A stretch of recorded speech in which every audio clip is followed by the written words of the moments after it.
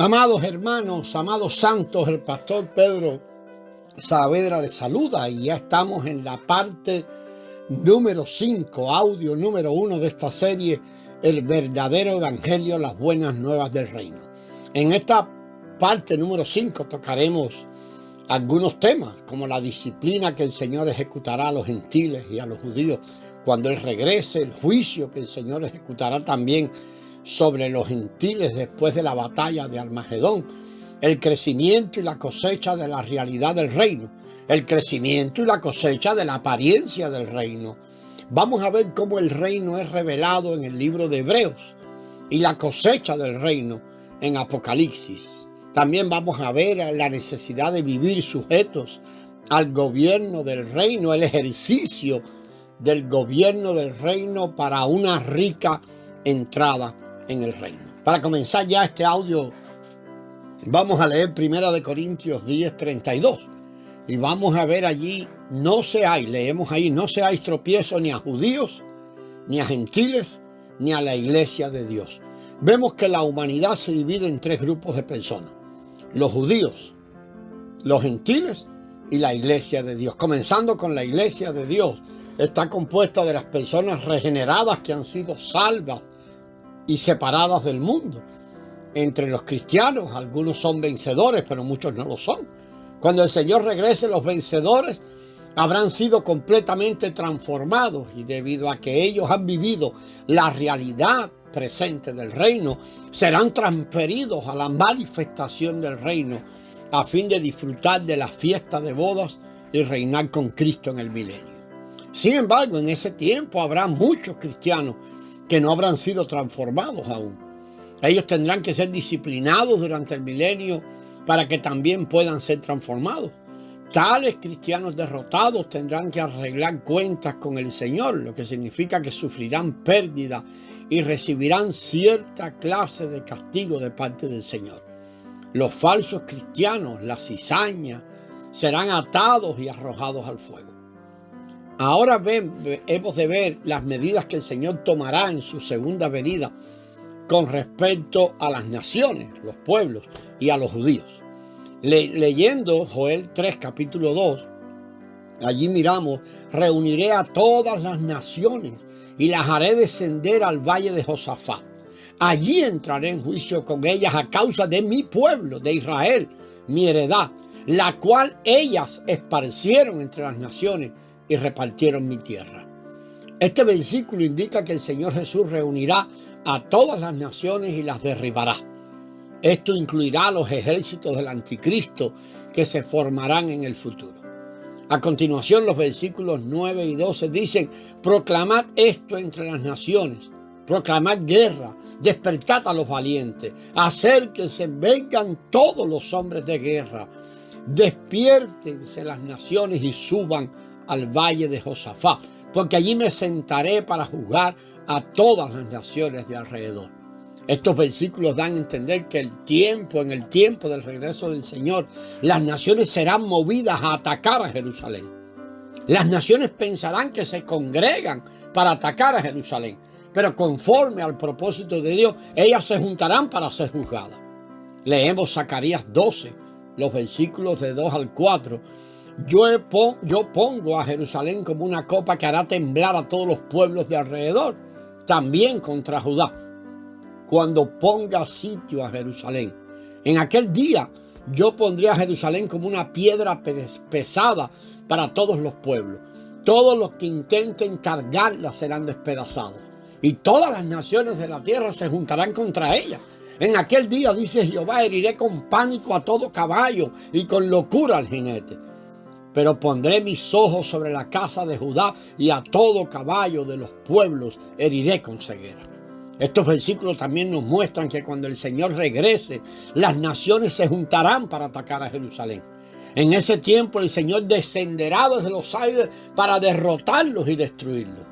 Al mismo tiempo ocurrirá algo maravilloso y lleno de gracia, lo cual está descrito en el versículo 10 de ese mismo capítulo 12 de Zacarías. Sobre la casa de David y los habitantes de Jerusalén derramaré espíritu de gracia y de oración. Mirarán hacia mí a quien traspasaron, y llorarán como se llora por el Hijo unigénito, y se afligirán por él como quien se aflige por el primogénito. El Señor Jesús regresará en el mismo momento que el anticristo haya reunido a todos sus ejércitos para atacar Jerusalén. Los judíos estarán sitiados por los ejércitos del anticristo y no tendrán escape, pero el Señor aparecerá, herirá a todos los ejércitos que sitiaron en Jerusalén y derramará su espíritu sobre el pueblo judío. Toda la casa de Judá se arrepentirá y se lamentará, llorando a causa de su rebelión contra Cristo. Ellos comprenderán que el Señor es aquel que crucificaron y traspasaron en la cruz. Se arrepentirán y les recibirán como su Salvador. Por tanto, al descender el Señor Jesús realizará dos cosas: aplastará a todos los ejércitos de las naciones y libertará a todo el pueblo judío que se arrepienta y crea en él. Según Zacarías 14, del 3 al 4, versículos 3 y 4, cuando el Señor regrese para rescatar al pueblo judío, sus pies se afirmarán sobre el monte de los olivos. Recordemos que cuando el Señor Jesús ascendía, narrado allá en Hechos 1, versículo 11, el ángel les dijo a los discípulos: varones galileos, ¿por qué os quedáis mirando al cielo? Este Jesús que ha sido tomado de vosotros al cielo, vendrá de la misma manera que le habéis visto ir al cielo. Puesto que él ascendió desde el monte de los olivos, él también regresará al monte de los olivos. Cuando el Señor Jesús afirme sus pies sobre el monte de los olivos, este monte se partirá por la mitad, abriéndose un camino por el cual el pueblo judío que estaba sitiado podrá escapar. Si usted es un vencedor, estará allí con el Señor. Durante el tiempo del éxodo, estamos mirando el éxodo de Egipto, los hijos de Israel experimentaron en principio en la sombra esta misma clase de liberación. El faraón y sus ejércitos salieron en persecución de los hijos de Israel hasta las orillas del Mar Rojo. Cuando parecía que ellos no tenían vía de escape, el Señor partió en dos las aguas del Mar Rojo y los israelitas pasaron en medio del mar. En el futuro, el pueblo de Israel será sitiado por el anticristo y sus ejércitos, pero el Señor vendrá y los libertará partiendo el monte de los olivos y abriéndole. Caminaron en medio de este. Qué maravilloso ese cuadro, amados hermanos. Zacarías 14, 12 y 13, allí leemos: esta será la plaga con que herirá Jehová a todos los pueblos que pelearon contra Jerusalén. Su carne se corromperá cuando aún estén con vida, y se les consumirán las cuencas de los ojos, y la lengua se les deshará en la boca. En aquel día habrá entre ellos un gran pánico enviado por Jehová. Cada uno agarrará la mano de su compañero y levantarán la mano unos contra el otro. Segunda de Tesalonicenses, capítulo 2 y versículo 8, el Señor Jesús destruirá al anticristo y sus ejércitos con el aliento de su boca. El aliento de la boca del Señor consumirá a los pueblos rebeldes. Sus ojos serán consumidos en sus cuencas y su lengua, leímos allí de Zacarías capítulo 14, se deshará en su boca. Al derrotar y destruir al anticristo y sus ejércitos, el Señor rescatará la casa de Israel, que se convertirá a él.